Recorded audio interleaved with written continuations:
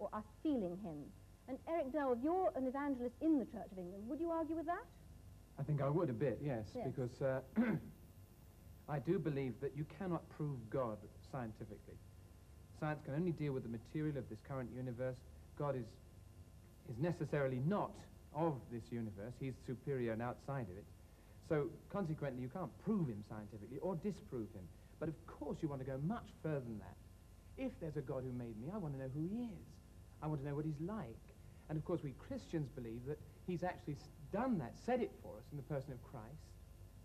And we also believe that he's alive today and we can know him. So that's what we're here to say, and that anybody can actually say, go beyond just the evidence, whether it's for or against, and say, God, if you're really there, I want to know you, because I'm prepared to know the truth, whatever it costs me.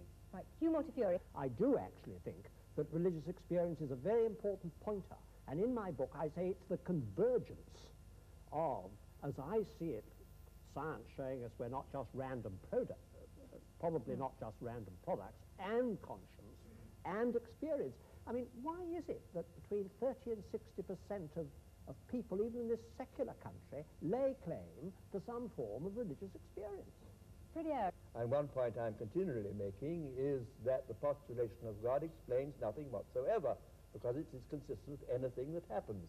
And of course it's consistent with people having religious experience, I mean, or not having it, or consistent with people who say consciousness is implanted. I mean, equally well you can say that sadism is implanted. I mean, whatever is, but you've got to explain in some way that it would have been otherwise if there had not been a creator. And this is what is totally missing, any kind of rational argument. Right. I actually wanted to bring up just something of the evidence that is within human experience of just the sheer business of significance. When I say to my wife, I love you, I mean something. I do not mean I, an accidental conglomeration of molecules from some antediluvian swamp, happen to feel a totally accidental attraction towards you, another totally accidental conglomeration, etc.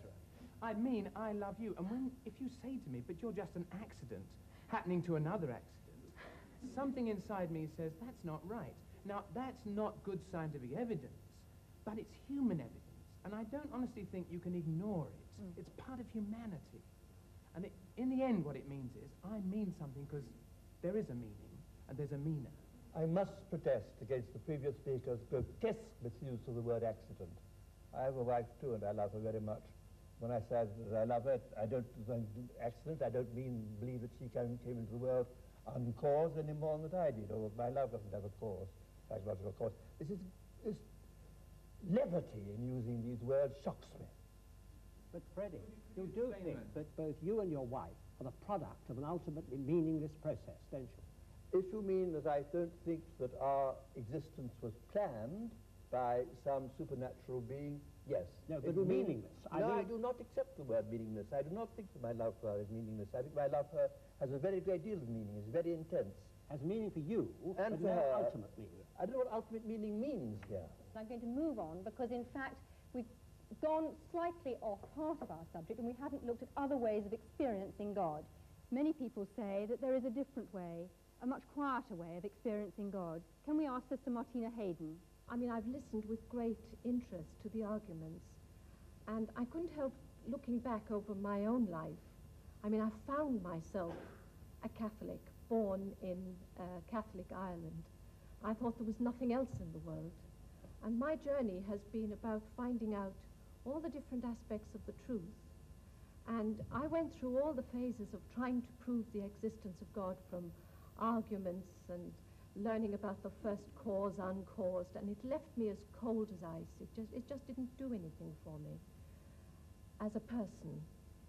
And I think in these last years it has been much more about looking for God within the design of my life, actually seeing design in my life, how somehow I am being led. I mean, even the fact that I join an order which is dedicated to searching for truth is not, to me, an accident. And I hear all the different truths, and I'm really excited about what's happening in science, because I can see that that really is, there's a convergence of truth. And there's so much more humility. I'm not saying I'm humble, as they say, if you say you are, you aren't. but I'm saying that scientists, theologians, people in general are much more humble than they were, say, 20 years ago. I mean, I was locked in combat with Freddie Eyre 20 years ago or so about conscience. I wouldn't argue that way now. I don't want to. Well, I can't match his mind, and I don't think the mind can actually say it all. I find myself going to my heart about religion, and I just discover more evil in myself and more good as I go along. And the revelation of Christ in Christianity helps me there immensely, because I find that Christ didn't talk theological argument or logical argument. He didn't use any of those. He talked about the lilies of the field.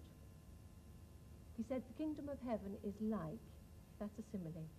So for me, God is revealing himself in me, in everybody. You know, I felt really close to the Buddhist gentleman who was speaking over there.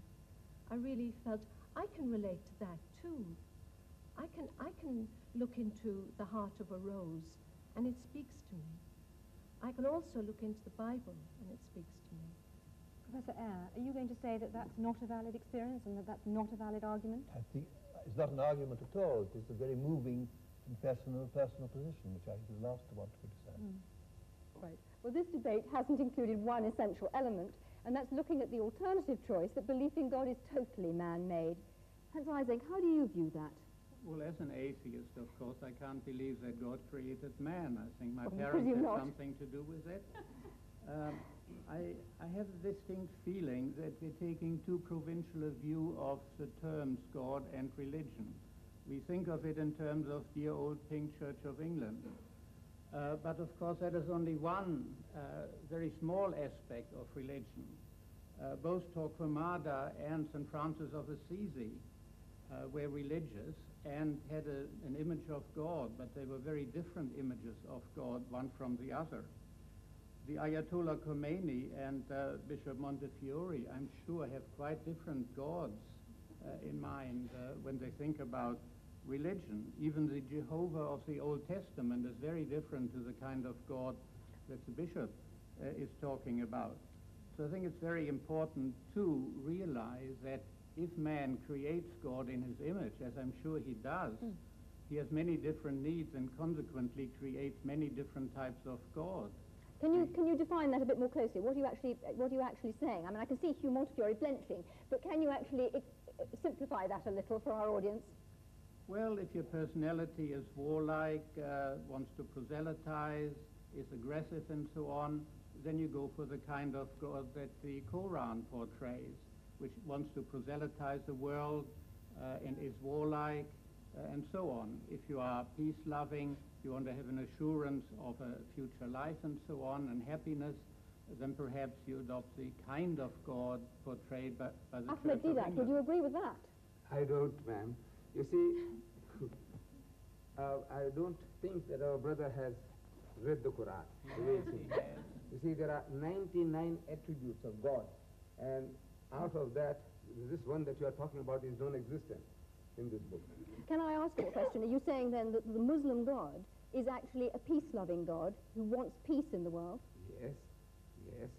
And he tells us that if somebody wars against you, you have a right to fight back, unlike turning the other cheek. What about the concept